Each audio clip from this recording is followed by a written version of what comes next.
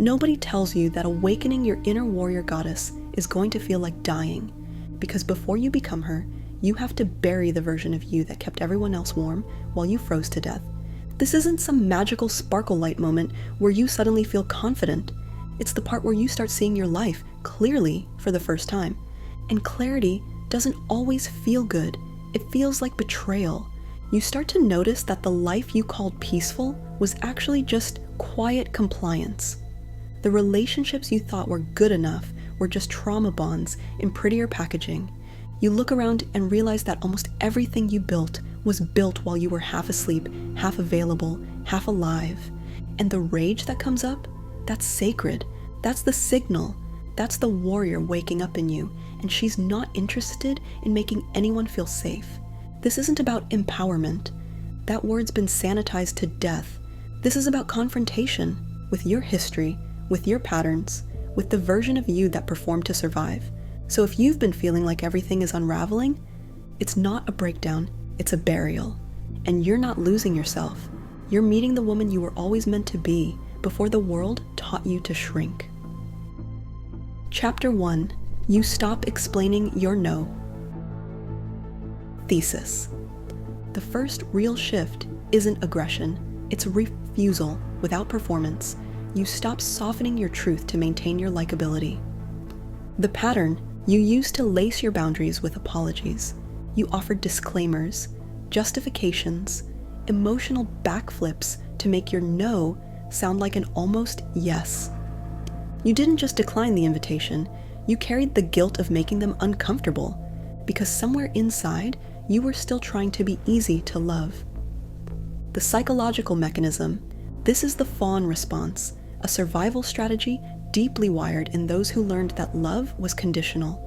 Children who grew up emotionally hypervigilant, who never knew when the mood in the room would shift, became excellent at people-pleasing, not because they were kind, but because they were terrified. You weren't nurturing, you were trained. The cost, this strategy made you emotionally accessible to everyone and emotionally invisible to yourself. You became the emotional dumpster for everyone else's chaos. You answered texts you didn't want to answer. You went to dinners you weren't hungry for, and you allowed access to people who drained you because the discomfort of guilt felt safer than the guilt of saying no. But guilt is not a moral compass. It's a residue of your conditioning. The flip.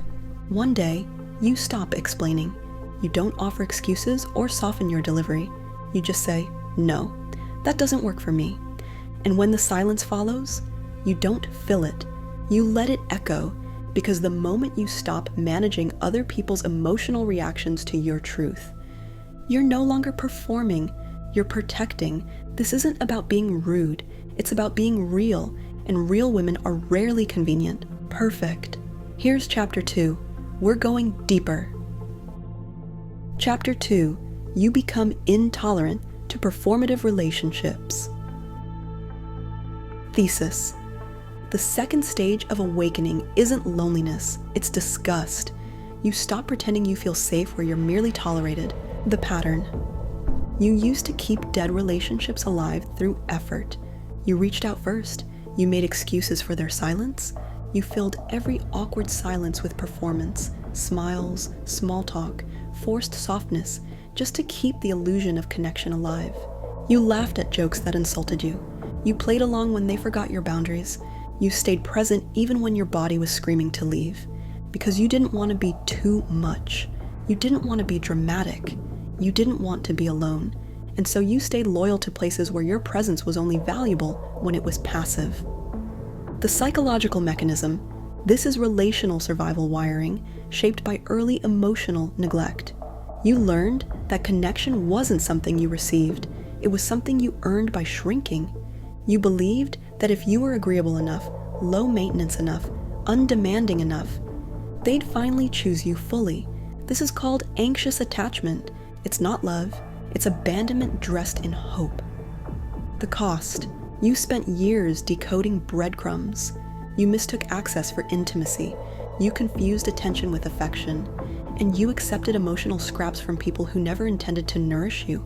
You thought loyalty was love. But what you were actually doing was abandoning yourself just to be allowed in someone else's narrative. The flip. Then it happens. You start feeling nauseous around fake affection. You notice when a compliment feels like manipulation. You recognize when someone asks how you are, but never actually listens to the answer. And instead of over-explaining or begging to be seen, you pull away. Not out of bitterness, out of clarity. You stop fighting for spaces that make you question your worth. You stop keeping connections on life support out of guilt. And you start accepting something terrifying but liberating. Not everyone is meant to sit at your table, especially if they only came to eat what you cooked, but never stayed to nourish you back. This isn't the kind of awakening people applaud. It's the kind that leaves you quieter, sharper, the kind that ends group chats and cuts off shared history without a funeral. But that's the cost of real self-respect. You become allergic to half-heartedness, and you no longer need company to feel complete. Absolutely. Here's chapter 3, no fluff, just the raw surgery of self. Chapter 3, you start feeling unsafe in old identities. Thesis. There's a point in your awakening where your old personality starts to feel like a costume you forgot to take off. You don't feel empowered. You feel disoriented because everything you used to call you starts to feel like a trauma mask. The pattern. You played roles to survive. The chill girl, the strong one, the helpful one, the overachiever. You wrapped yourself in identities that made people feel comfortable, even when they were slowly erasing you. You became the version of yourself that got praised, not the one that was honest. You toned yourself down in romantic relationships so you wouldn't be abandoned. You muted your grief in friendships so you wouldn't be too heavy. You overperformed at work so they wouldn't find out how replaceable you felt. You were never being loved for who you were. You were being rewarded for being convenient. The psychological mechanism.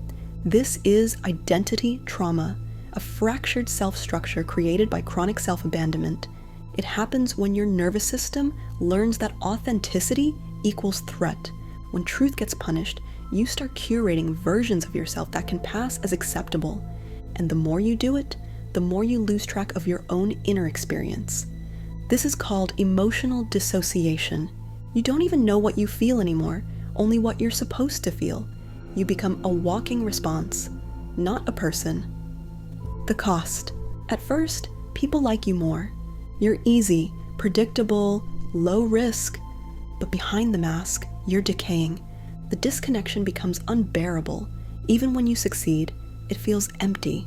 Even when you're surrounded, you feel unseen. And then comes the terrifying moment of self-honesty. You realize you've been performing so well for so long that you don't know who you are underneath the act. The flip. So you start shedding, not because it's brave, but because pretending has become more painful than rejection. You let yourself be weird in rooms that demand polish. You speak truth where silence used to buy you belonging. You start showing your full emotional range without apologizing for its inconvenience. And people notice. Some leave, some accuse you of changing. But the ones who matter, they breathe easier around you because your truth gives them permission to stop performing too. This is where the warrior goddess isn't just born. She's remembered, not through force, but through the quiet, radical act of becoming someone real. Even if that someone is unfamiliar at first, even if it means burning everything that loved the lie. Here we go. This is where it gets uncomfortable. This is where a lot of women flinch and call it just being caring. But you're not here for comfort. You're here for clarity. Chapter 4. You stop being addicted to fixing others. Thesis. The healer mask is seductive. It makes you feel powerful in rooms where you're actually being emotionally bled out. You don't realize it at first, but fixing others is how you avoid facing yourself. And one day, it stops working. The pattern. You were the one who always knew how to help. You had advice, solutions, deep insights. You saw potential in everyone, even the people who were actively destroying themselves and dragging you with them. You were loyal to broken men, emotionally frozen friends, chaotic family systems, not because they deserved it, but because their chaos distracted you from your own emptiness. It felt better to fix than to feel, because when you're busy saving someone else, you don't have to confront how unloved you still feel inside. You called it love, you called it compassion, but underneath, it was emotional codependency wrapped in a savior complex. The psychological mechanism. This is rooted in emotional enmeshment, often wired into children raised by emotionally immature or unavailable caregivers. You were groomed into becoming useful as a way to earn proximity to love. That means you didn't just learn to read people, you learned to regulate them. You became hyper-attuned to everyone's moods. You scanned for problems before they exploded. You took responsibility for emotional dynamics that weren't yours. This is also connected to emotional addiction, where your nervous system becomes chemically wired to chaos, cortisol, and control. Helping gave you dopamine. Being needed became your worth, and when things were peaceful, you felt irrelevant. The cost. You stopped being in relationships.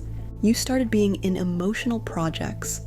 You confused intensity with connection.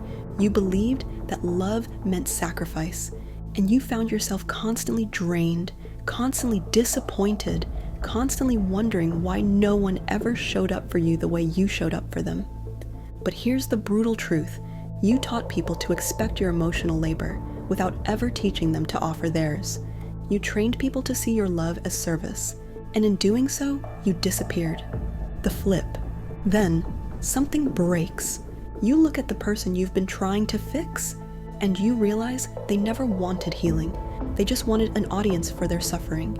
You stop chasing their breakthroughs. You stop overfunctioning. You let the phone ring.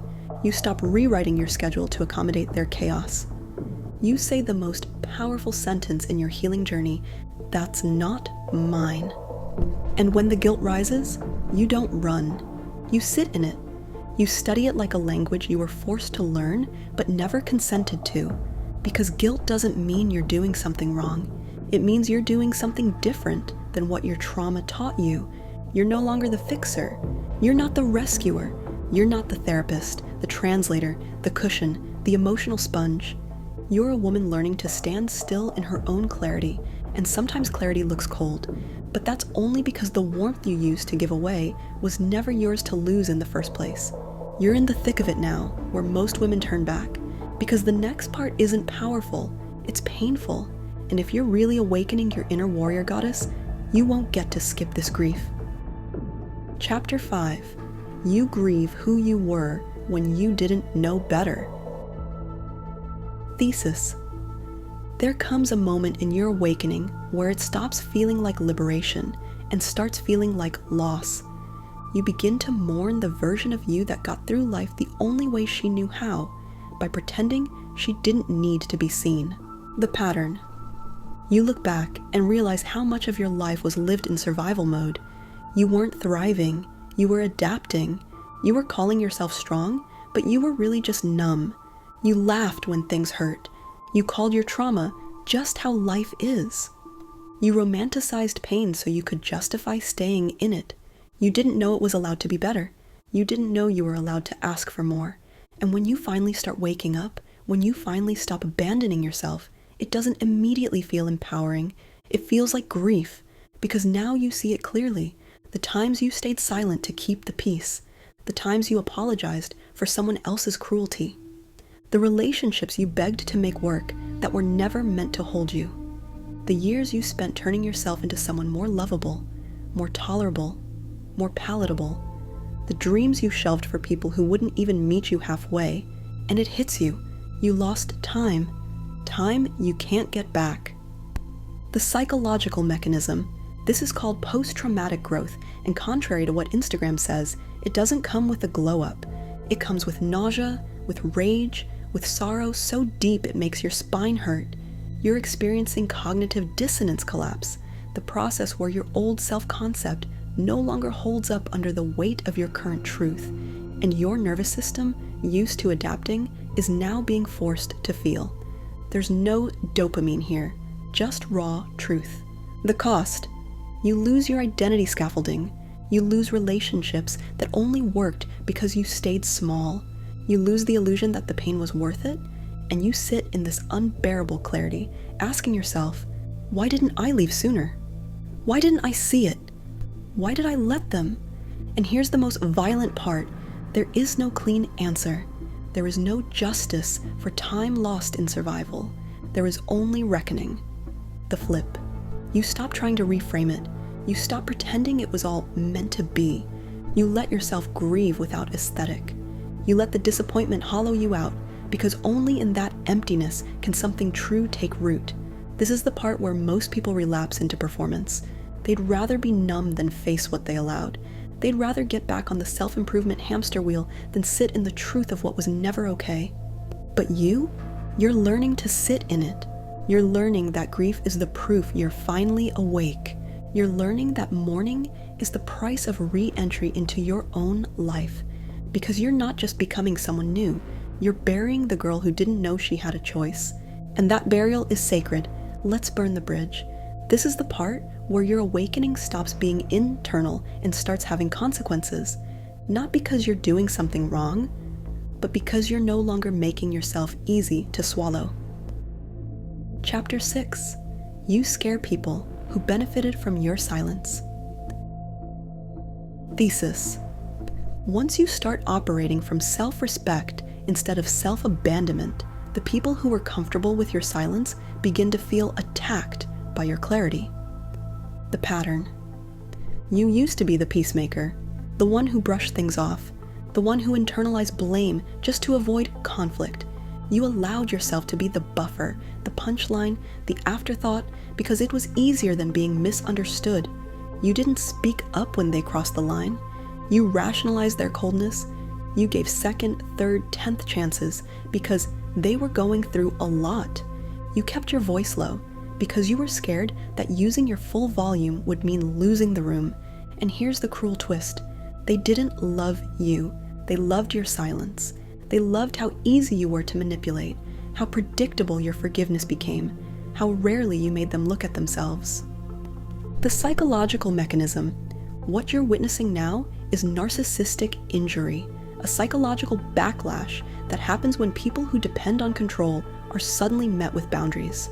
Their false sense of dominance gets threatened. They can no longer mold you with guilt. They can't rely on your compliance, and so they panic. But instead of taking accountability, they call you selfish, cold, fake, mean. This is your nervous system shifting out a fawn response, and it's uncomfortable as hell because it doesn't just change your behavior, it forces other people to confront theirs, and not everyone wants to. The cost. You lose the illusion of harmony. You're accused of changing when what you're really doing is returning. You realize how many of your relationships depended on your silence to survive. The friend who always made you the punchline, suddenly offended. The partner who ignored your emotional needs, now calling you too sensitive. The family member who never asked about your life, suddenly a victim of your boundaries. You didn't betray them, you just stopped betraying yourself, and they don't know what to do with a version of you that doesn't shrink when criticized. The flip. Here's what they won't tell you. You weren't intimidating, they were intimidated. By your voice, by your refusal to self-abandon, by the fact that your new standard requires something they can no longer fake. You're not the villain, you're the mirror, and mirrors don't lie, they reflect. So let them be uncomfortable, let them stutter through their projections, let them exit if they need to, because the version of you that swallowed her own voice just to keep the room calm, she's gone, and the woman replacing her has no interest in pretending peace is more important than truth. Let's land this. Final chapter. No redemption arc, no soft closure, just the kind of peace that costs you everything you used to fake.